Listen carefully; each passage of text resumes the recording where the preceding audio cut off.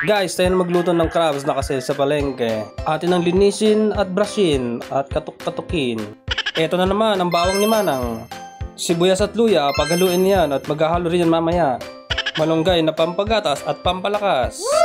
20 pesos na kalabasa para sa aking makukulit na alaga. Ayan na sila at extra na. Gutom na daw sila at excited na sila sa kalabasa. At luto na ang ating kanin, isa lang na yan. Nice! Atin ang gisahin sa kumukulong langis.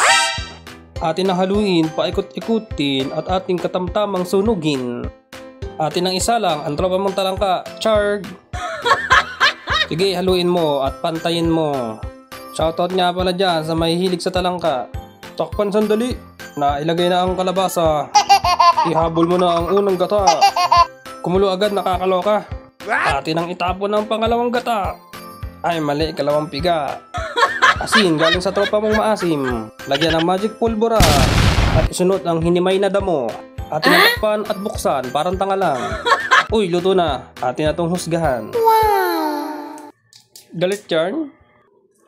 Hala, sige, kaya ka tumataba eh. Takaw oh.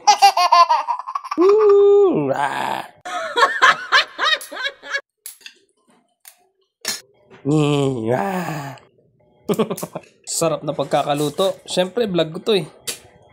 Alright.